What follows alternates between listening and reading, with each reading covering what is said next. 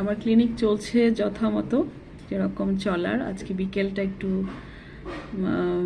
ব্যস্ততা বেশি, আর বিশেষ করে দূর থেকে পেশেন্ট আসলে সেই পেশেন্টগুলোকে একটু ভালো কেয়ার আপ করার চেষ্টা করি।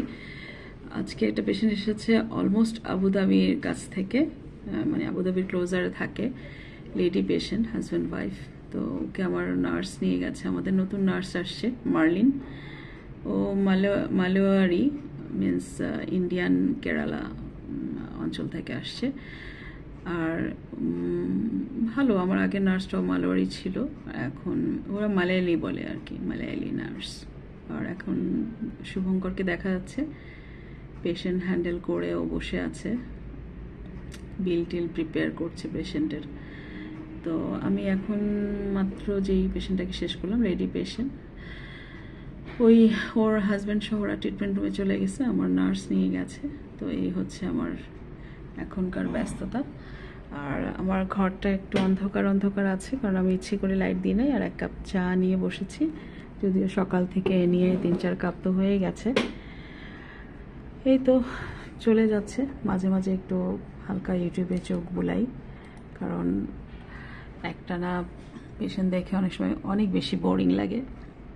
আমার একজন জনপ্রিয় ইউটিউবার যে আমি পছন্দ করি, সে বাড়ি কিনেছে, বসে বসে ওর বাড়িটা দেখাচ্ছি, ওর হোম ট্যুর করছেও, ওর হোম ট্যুরটা দেখছি।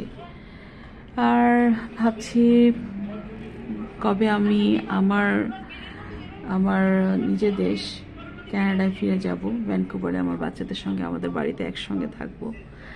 এই তো এগুলো সব চিন্তা করি, আর সময় এরকম করে পার হয়ে যায়।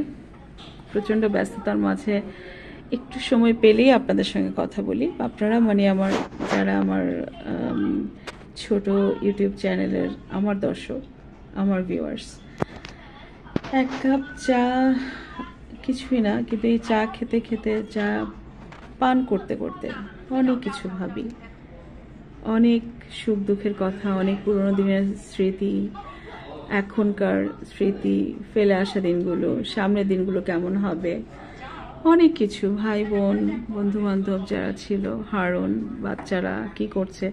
এখন অবশ্য দিনের বেলা ওদের একদমই অনেক রাত, মানে ভোরের দিকে গভীর ঘুমে ওরা হয়তো আছে, আর অথবা কি জানি ফজরের জন্য উঠবে কিছুক্ষণের মধ্যেই। তো এখানে রেখে দিচ্ছি, আল্লাহ হাফিজ। এখন প্রচণ্ড জ্বর হচ্ছে, সবার অনেক বেশি জ্বর হচ্ছে আশেপাশে, তবে ডেঙ্গু জ্বর অনেক বেশি। আর যে লেডি পেশেন্ট এসছে ওনারও জ্বর, ওদের 2 সপ্তাহের history, too much severe weakness আছে। তো এই ধরনের পেশেন্টকে আমরা সাধারণত একটা ব্লাড চেক করি ডেঙ্গু আছে কিনা, ওরও সেরকমই করা হবে। তো সবাই একটু সচেতন থাকবেন, বাসার আশেপাশে পানি জমে থাকা পানির মধ্যে ডেঙ্গু মশাগুলো জন্ম হয়। সো টবের পানি বা আশেপাশে ময়লা কাচরা পানি যেন না থাকে, পরিষ্কার পরিচ্ছন্ন শুকনো থাকতে হবে আশপাশটা, তাহলেই আমরা বিভিন্ন খারাপ জ্বরগুলো থেকে আমরা নিস্তার পাবো। তাহলে সবাই কেয়ারফুল থাকবেন, কারণ বিদেশে ট্রিটমেন্ট বিশেষ করে দুবাইতে বেশ এক্সপেন্সিভ। আমাদের জন্য অনেক বেশি ডিসকাউন্ট করা অনেক ডিফিকাল্ট, কারণ সমস্ত medicine, injectable, infusion, clinic cost এত বেশি বেড়েছে যে আমি আসলে সত্যি এফোর্ড করা খুব ডিফিকাল্ট হয়ে যায়। ওকে, সো সবাই ভালো থাকবেন, আল্লাহ হাফিজ।